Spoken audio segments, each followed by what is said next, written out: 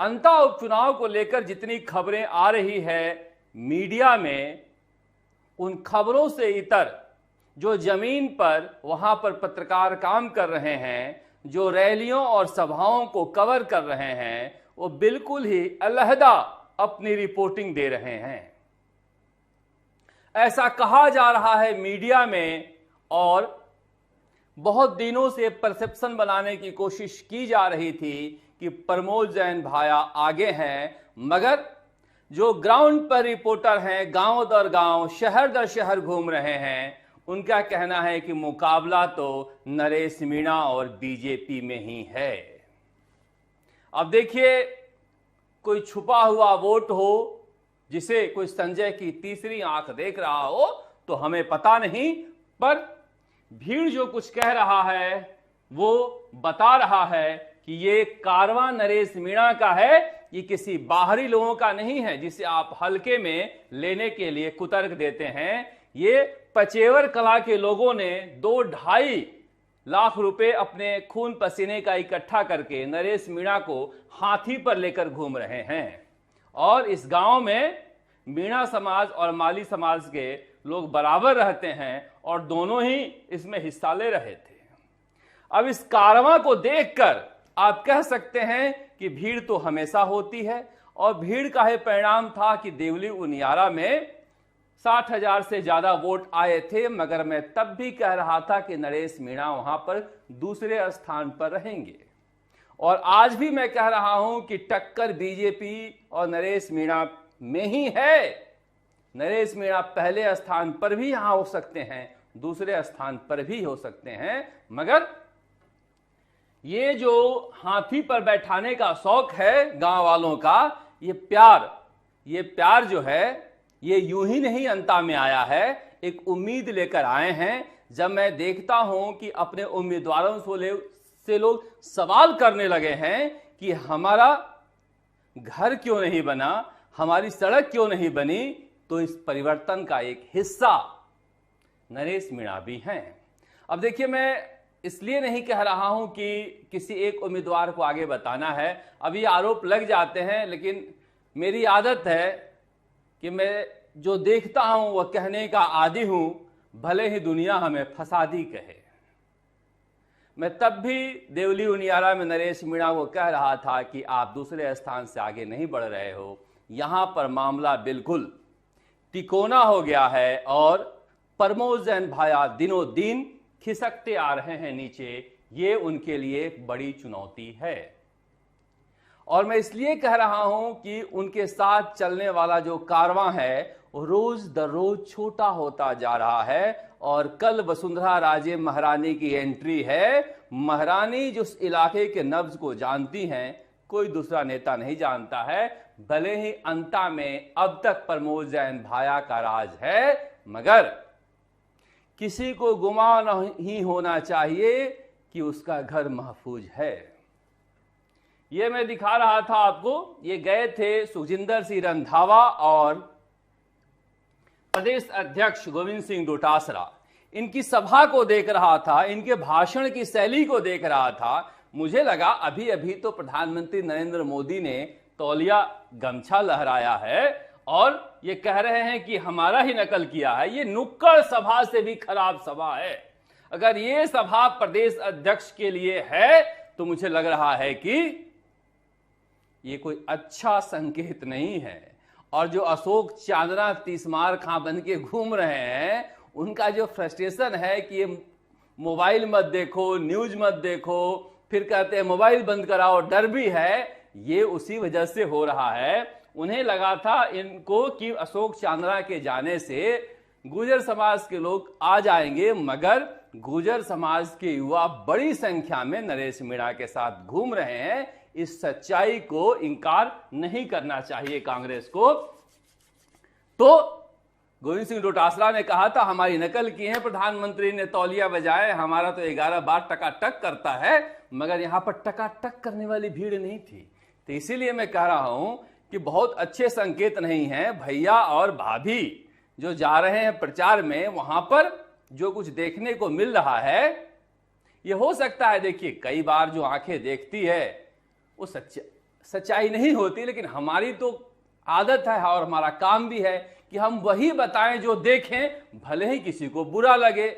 अब जो हम नहीं देख पाए वो बताएं तो ये अच्छा भी नहीं है, और ये जरूरी नहीं कि जो हम देख पाए वही सच भी हो, मगर उसके लिए हम कर भी क्या सकते हैं, हम वही बता सकते हैं जो हम देख सकते हैं। और इसीलिए जब मैं इनका भाषण सुन रहा था तो अभी तक के, आज तक के सबसे नीरस भाषण गोविंद सिंह डोटासरा का मैंने यहां सुना। पर्ची आई, पर्ची गई, पर्ची आएगी, पर्ची जाएगी, मतलब अंता के लिए, कहने के लिए कुछ भी नहीं था। ये जरूर कहा कि हमने बहुत काम किए, मगर ये संयोग था कि हम हार गए, संयोग नहीं था। जो अशोक चांदना ईमानदारी का सर्टिफिकेट दे रहे हैं प्रमोद जैन भाया को, क्या भरत सिंह के जिंदा रहते हुए किसी भी कांग्रेस नेता के पास इतनी नैतिक ताकत होती कि वह दलील दे पाता? पता नहीं। मगर कंवरलाल मीणा वहां अगर जीते थे तो उसकी बहुत सारी वजहें भी थी। हो सकता है कंवरलाल मीणा की अकर्मण्यता की वजह से लोग भाया को याद करने लगे, मगर नरेश मीणा उस दौर को भूलने नहीं दे रहे हैं, ये एक सच्चाई है। अब देखिए उन्होंने क्या कहा गोविंद सिंह डोटासरा को नरेश मीणा ने। मैं नरेश मीणा की बातों को बहुत ज्यादा सीरियसली लेता भी नहीं। अब प्रधानमंत्री की भाषा हो, राहुल गांधी की भाषा हो, चुनाव में सबकी भाषा बिगड़ जाया करती है, तो ये तो नरेश मीणा है, बिगड़े हुए भाषा के हैं। मगर जिस तरह से कांग्रेस और नरेश मीणा में आरोप प्रत्यारोप का दौर चल रहा है, ये इसीलिए चल रहा है कि दोनों का वोट बैंक एक है। जो आगे बढ़ेगा वो दूसरे के वोट बैंक को खाएगा, और ये कड़वाहट आने वाले वक्त के साथ बढ़ भी सकती है। अशोक चांदना ने हिंडोली में कारवां देखा है, मगर वहां पर भीड़ ना जुटने की वजह से प्रभारी होने के नाते उनका गुस्सा मीडिया पर निकल रहा है, सोशल मीडिया पर निकल रहा है। ये लोकतंत्र का एक हिस्सा है, इसे अपने साथ लेकर जीना चाहिए। मैसेंजर को शूट करने से मैसेज शूट नहीं होता है, कोशिश कहीं और करनी पड़ेगी। मगर सचिन पायलट और अशोक गहलोत कहां हैं? अशोक गहलोत का जरूर बयान आया प्रमोद जैन भाया की ईमानदारी को लिए। मैं अगर होता उस इंटरव्यू में पूछ रहा होता सवाल को, तो उनसे जरूर पूछता कि पीडब्ल्यूडी मंत्री थे प्रमोद जैन भाया, आपने क्यों हटाया था? पर मुझे बहुत कम नेता इंटरव्यू देते हैं, और सुजिंदर सिंह रंधावा से उनके रिश्ते हमेशा से अच्छे रहे हैं। उसकी कई वजहें हैं, मगर ये चुनावी सभा का एक दृश्य है, तो ये दृश्य जो है बहुत अच्छी कहानी नहीं कह रहा है, और इस बात को स्वीकार करना चाहिए। हम पे भरोसा ना हो तो आप खुद ही देख लीजिए इस दृश्य को, और इस दृश्य को देखने के बाद आप ही अंदाजा लगा लीजिए कि आप इसे कैसे पढ़ेंगे। खैर, लौटते हैं अब बीजेपी पर। मोरपाल सुमन को बहुत अच्छे 30 बार का कैंडिडेट नहीं है। नरेश मीणा भी जेल जा चुके हैं, प्रमोद जैन भाया बेल पर हैं, और मोरपाल सुमन भी जेल जा चुके हैं, बेल पर हैं। मगर दुष्यंत सिंह उनके लिए पसीना बहा रहे हैं। और मैंने कहा था पहले कि दुष्यंत सिंह भले ही मेहनत कर लें, उनके बूते की बात नहीं है वहां जिता पाना, महारानी को मैदान में उतरना ही पड़ेगा। इसलिए मंगलवार को वसुंधरा राजे अंता पहुंच रही हैं, और उनके पहुंचने के बाद अंता की फिजा बदलेगी। बीजेपी के पास एक वोट बैंक है जहां से उन्हें स्टार्ट करना है। सरकार की तरफ से जोगाराम पटेल वहां पर लगे हुए हैं, संजय शर्मा भी गए थे, बहुत सारे मंत्री जा रहे हैं, प्रेमचंद बैरवा भी गए थे, क्योंकि बैरवा वोट वहां बहुत ज्यादा है और उसी कोटे से इन्हें उप मुख्यमंत्री बनाया गया है। तो रस्म अदायगी तो करेंगे, मगर फिर कह रहा हूं ये सब खांचे में भरने के लिए है। प्रदेश अध्यक्ष गए थे मदन राठौड़ भी, और मैं देख रहा था आज सुबह तस्वीरें आ रही थी कि वीडियो कॉन्फ्रेंसिंग से जुड़े हुए हैं और कार्यकर्ताओं का मनोबल बढ़ा रहे हैं भजन लाल शर्मा। उनके लिए बहुत कुछ है नहीं वहां, मगर चूंकि मुख्यमंत्री हैं इसलिए जाएंगे ही। पर असल खेल वसुंधरा राजे का वहां पर होने वाला है और उनकी ग्रैंड एंट्री कल हो रही है अंता के उपचुनाव में। इधर कांग्रेस के दो बड़े दिग्गज नेता बिहार में फंसे हुए हैं। सचिन पायलट चुनाव प्रचार करके कल आ गए हैं और फिर से कल चुनाव प्रचार करने के लिए जा रहे हैं। अशोक गहलोत यहां से फ्लाइट पकड़ते हैं, होटल में जाके पटना रुक जाते हैं, बाइट देते हैं, एक बार सदाकत आश्रम में घूम आते हैं, फिर वापस जयपुर चले आते हैं। क्योंकि प्रभारी हैं, वो भी कोशिश कर रहे हैं कि राहुल गांधी या खड़गे साहब की किसी सभा में मुझे जाने का मौका मिले। मिल भी जाएगा, उनकी कोशिशें कामयाब हो जाया करती हैं, मगर उससे बहुत ज्यादा कोई फर्क पड़ने वाला है नहीं। अब ये दोनों नेता यहां आए तो थोड़ा मजा आए, अंता उपचुनाव में आएंगे न आएंगे इसकी कोई गारंटी अभी तक नहीं है। हो सकता है कि प्रमोद जैन भाया बुला भी लें।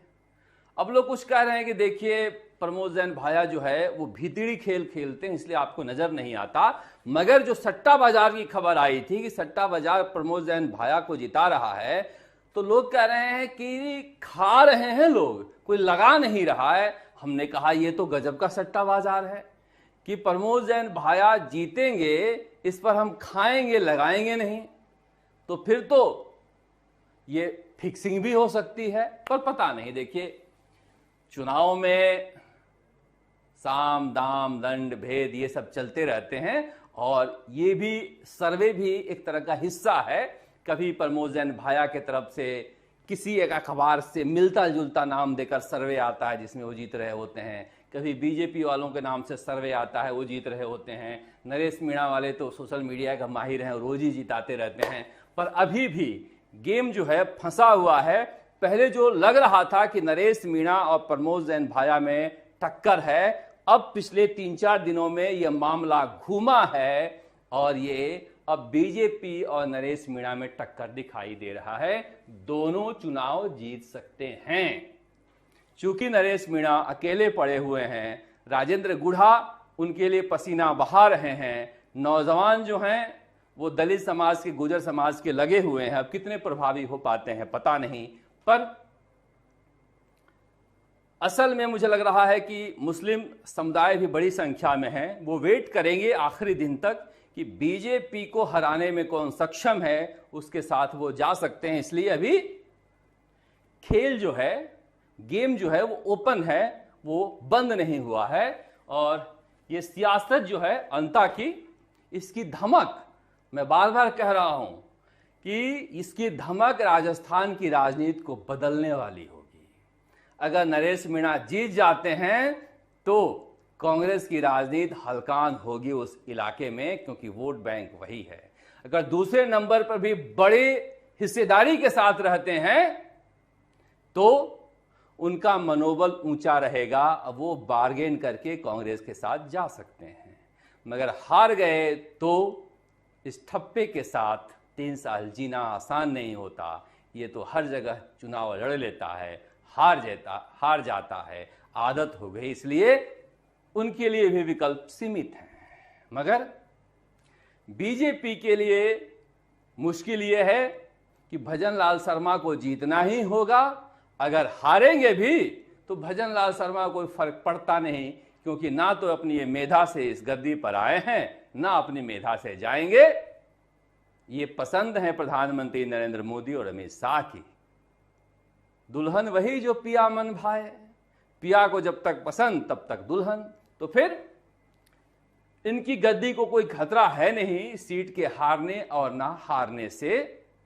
वसुंधरा राजे की राजनीति पर बहुत बड़ा असर पड़ेगा अगर नरेश मीणा बड़ा डेंट लगाते हैं या फिर प्रमोद जैन भाया कम बैक करते हैं। तो देखिए ये कहानी वहां पर कही जाती है कि बीजेपी और कांग्रेस अंदर खाने एक है, क्योंकि जिला प्रमुख जब उर्मिला जैन भाया बनी थी, प्रमोद जैन भाया की पत्नी, तो किस तरह से कांग्रेस ने अंदर खाने सपोर्ट किया था माफ कीजिएगा, बीजेपी ने अंदर खाने सपोर्ट किया था और गुस्से में दुष्यंत सिंह के दफ्तर पर हमला भी हुआ था, वो दृश्य अभी भी राजस्थान के लोगों के दिमाग में याद रहता है। पर जब असल झगड़ा, असल लड़ाई एक सीट के लिए आती है तो फिर सबको लगता है कि हमारी नाक ऊंची रहनी चाहिए। ये वसुंधरा राजे के लिए प्रतिष्ठा का सवाल है, इसीलिए महारानी कल इस पॉलिटिकल एरिना में, इस राजनीतिक अखाड़े में एंट्री कर रही हैं। उनकी एंट्री के बाद मामला दिलचस्प होगा। तस्वीर अभी कम से कम साफ होने में 3 से 4 दिनों का वक्त और लगेगा। तब तक आप राजस्थान की इस सियासत का मजा लेते रहिए।